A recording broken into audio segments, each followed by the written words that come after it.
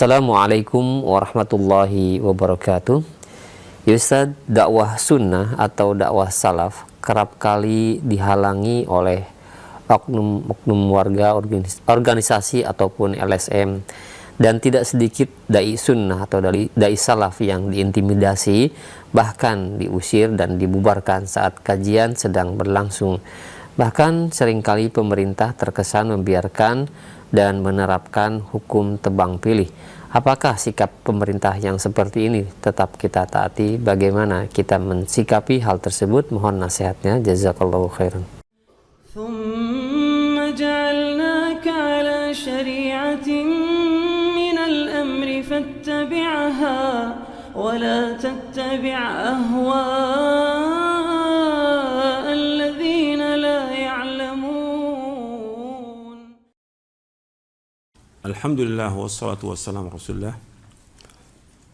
Tadi sudah saya jelaskan bahwa yang melekat pada penguasa secara umum yang ada apa? Kezaliman. Itu melekat pada mereka, itu kezaliman. Yang ada bagi kita sabar. Itu merupakan sunatullah. Para anbiya wa rasul alaihi wassalatu wassalam ketika berdakwah mereka pasti dimusuhi. Karena yang mereka dakwakan dakwah tauhid. Dakwah tauhid. Ketika mereka mendakwakan dakwah tauhid itu pasti dimusuhi. Terjadinya permusuhan antara nabi-nabi, rasul-rasul alaihi wassalatu wassalam dengan umatnya dengan sebab para rasul mendakwakan dakwah tauhid. Itu tauhid al-uluhiyah. Bagaimana umat ini beribadah hanya kepada Allah saja dan tidak berbuat syirik. Ketika kita mendakwakan dakwah itu di masyarakat, ya ada yang senang dengan dakwah itu, ada yang tidak. Kemudian yang berakibat seperti yang tadi diceritakan, kemudian kita dicemooh, dicaci maki, difitnah, sampai diusir. Bahkan pengajian kita di stop. Itu merupakan sunatullah. Yang ada kita harus sabar. Yang ada sabar. Karena mereka belum paham tentang agama ini. Mereka belum paham tentang agama ini. Jadi kita juga dalam menyampaikan dimulai dari yang dasar sekali. Antum bisa bacakan kitab Al-Usul Ats-Tsalatsa dengan syarahnya. Itu yang dasar. Baru yang lain nanti kitab Tauhid. Dan itu perlu diulang berkali-kali, mungkin puluhan kali diulang. Harus sabar. Jadi kalau udah kita sampaikan kemudian mereka tidak terima, ya nggak ada masalah. Jangan kita maksakan. Gitu. Dan juga kalau pengajian itu di stop, mestinya kan kita juga punya hak. Karena rakyat punya hak yang sama dalam negara itu. Kita bisa laporkan tentang seperti itu. Nggak bisa kajian di stop, nggak bisa dong. Itu kan kezaliman. Itu kezaliman. Dilarang kajian itu kalau memang benar itu menyesatkan, buktikan dong di mana menyesatkannya. Kan mereka nggak bisa buktikan. Dan ini terus seperti itu. Maka yang ada bagi kita juga seperti tadi kesabaran. Karena Islam ini sudah dianggap asing. Saya akan bacakan kepada antum tentang penjelasan Al-Imam Ibnu Qayyim tentang masalah ini. Pertanyaannya bagus. Memang saya ada rencana mau bacakan penjelasan Al-Imam Ibnu Qayyim.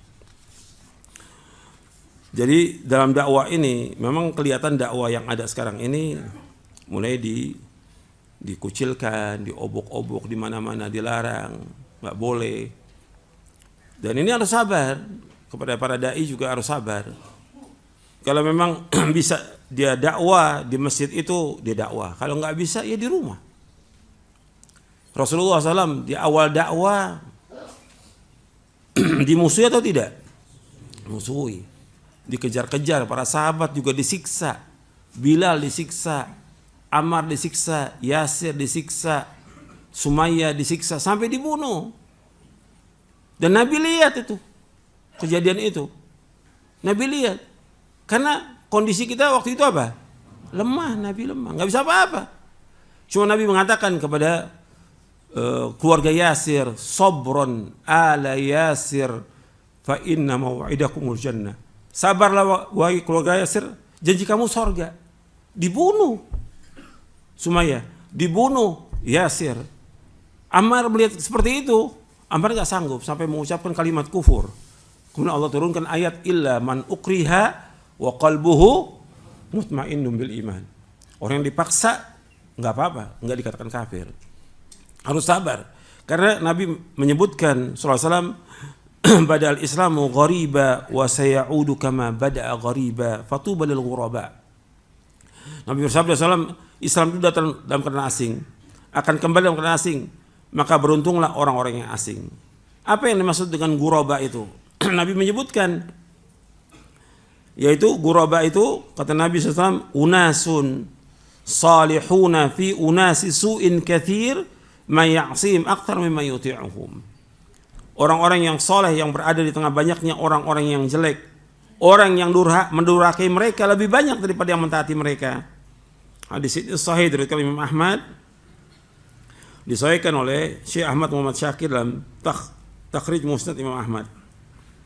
Dalam riwayat yang lain disebutkan ghuraba itu alladzina yuslihuna inda fasadin nas, yaitu orang yang senantiasa memperbaiki umat di tengah-tengah rusaknya manusia. Jadi kalau kita lihat dakwah sunnah ini dianggap asing di masyarakat, dakwah salaf ini dianggap asing di masyarakat, dan kita harus sabar. Kita terasing, dikucilkan, ya harus sabar.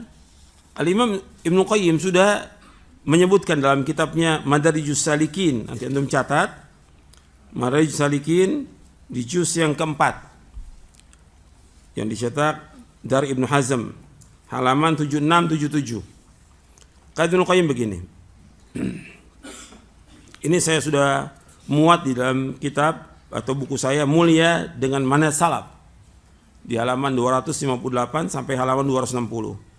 Kata Al-Alama Ibnu Qayyim rahimahullah yang wafat tahun 751 Hijriah, dia mengatakan begini, tolong dengarkan semuanya. Dengarkan, ini manfaat betul. Fa idza arada al-mu'minu alladhi qad razaqahu Allah basiratan fi dinihi wa fiqhan fi sunnati rasulih wa fahman fi kitabih wa arahu man nasu fihi min al-ahwa'i wal bid'i wad dalalat wa tanakkubihim an as-siratil mustaqim alladhi kana alaihi Rasulullah sallallahu alaihi wasallam wa ashabuhu fa idza arada an yasluka hadha as-sirata falyuwattin nafsahu ala qadhil juhali wa ahli al-bid'i fihi wa ta'nihim alaihi wa izra'ihim bihi wa tanfirin nasi anhu wa tahdhirihim min kama kana salafu min al-kuffari yaf'aluna ma'a matbu'ihi wa imamihi sallallahu alaihi wa ala wasallam. Fa amma in da'ahum ila dhalik wa qadaha fima hum alaihi fa hunalika taqumu qiyamatuhum wa yabghuna lahu al-ghawaila wa yansibuna lahu al-habaila wa yajlibuna alaihi bi khairi kabirihim wa rajilihi fa huwa gharibun fi dinihi li fasadi adyanihim. Gharibun fi tamassuki bis sunnati li tamassukim bil bid'i, gharibun fi i'tiqadihi li fasadi aqaidihim, gharibun fi salatihi li su'i salatihim, gharibun fi tariqihi li dhalali wa fasadi turuqihim, gharibun fi nisbatihi li mukhalafatin nisabihim, gharibun fi mu'asyarati lahum li'annahu yu'ashiruhum ala ma tahwa anfusuhum wa bil jumlah fa huwa gharibun fi umuri dunyahu wa akhiratihi la yajri min al-'ammati musa'idan wala mu'inan fa huwa 'alimun baina juhalin sahibu sunnatin baina ahli bid'ah da'in ila Allah wa rasuli baina du'atin ila al-ahwa'i wal bid'ah amirun bil ma'rufi nahin 'anil munkari baina qaumin al-ma'rufu ladaihi munkarun wal munkaru ma'rufun. Kata Al-Imam Ibnu Qayyim rahimahullah, jika seorang mukmin yang Allah karuniakan basirah dalam agamanya, pemahaman dalam sunnah Rasulnya sallallahu alaihi wasallam dan pemahaman dalam kitabnya, dan Allah memperlihatkan kepadanya apa yang ada pada manusia berupa hawa nafsu, bid'ah dan kesesatan serta tergelincirnya mereka dari jalan yang lurus yang telah ditempuh, artinya mereka telah tergelincir dari jalan yang lurus yang telah ditempuh, yang telah dipegang oleh Rasulullah SAW dan para sahabatnya. Maka seorang yang ingin melalui jalan yang lurus ini, hendaklah ia mempersiapkan diri untuk menghadapi cacian, celaan, cemoohan orang-orang bodoh dan ahlul bid'ah, yang mereka tidak segan-segan memprovokasi dan menghasut manusia dan mentahdir agar agar kaum muslimin menjauhi dirinya, seperti yang dilakukan nenek moyang mereka dari orang-orang kafir terhadap panutan dan imamnya, yaitu Rasulullah SAW. Adapun jika ia mengajak mereka kepada kebenaran serta mengkritisi apa yang mereka lakukan, artinya dari perbuatan-perbuatan syirik, bid'ah, adat istiadat yang menyimpang dari syariat, apabila dia mengajak kepada kebenaran serta mengkritisi apa yang ada pada mereka yang mereka lakukan, maka di saat itu terjadilah kiamat bagi mereka. Yakni mereka sangat marah, sehingga mereka pun segera menyusun strategi untuk menjebak dan mencelakai orang yang mendakwakan dakwah sunnah itu dengan mengarahkan pemimpin dan pasukannya.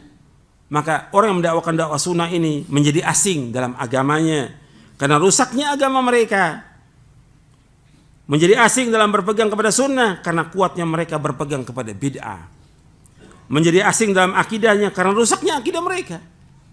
Mereka mengikuti akidah yang sesat. Mereka menyembah kubur, percaya kepada dukun-dukun, jimat-jimat.